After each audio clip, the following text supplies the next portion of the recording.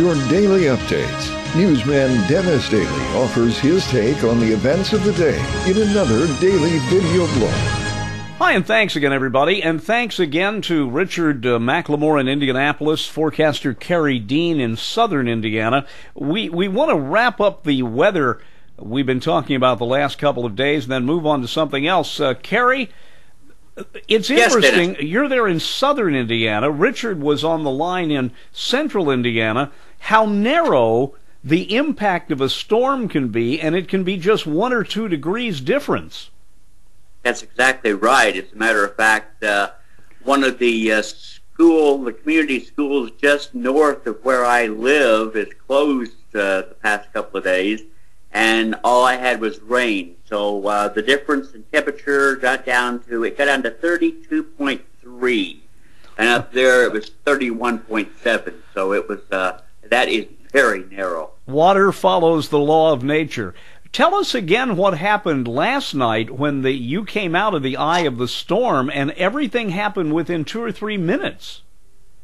It did, and I didn't really expect it to happen. I was watching the center of the storm come up across the southern part of Illinois. I was watching it on the movie here, which is available movie service from the National Weather Service I subscribe to.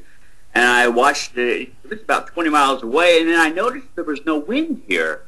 I stepped outside. It was absolutely, completely quiet, and a little bit of smoke across the street was going straight up. I glanced up, and there were stars. I mean, just like a hurricane eye. And about 15 minutes later, the winds are coming in from the other direction, and I had a peak gust of 57 miles per hour. So not hurricane force, but 57 miles per hour. So it was quite an event. I'll remember it.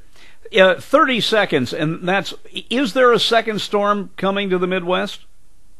Yes, there is, actually. We have 2 more. Very, very cold air in Canada, a lot of moisture in the Gulf of Mexico, and we have a line of storms clear out in the Pacific. So they're all lined up over the next 2 weeks. All right, to completely change the subject, you not only have been watching all of those weather monitors, I don't think you've slept in 2 days, watching what is happening in Egypt.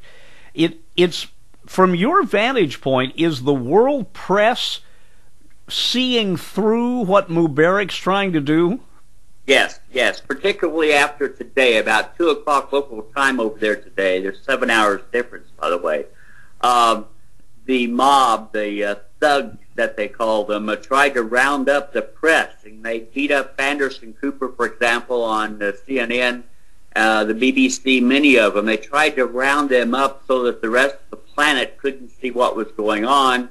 They failed miserably, and now the press is doing a very good job of telling the world what the story is.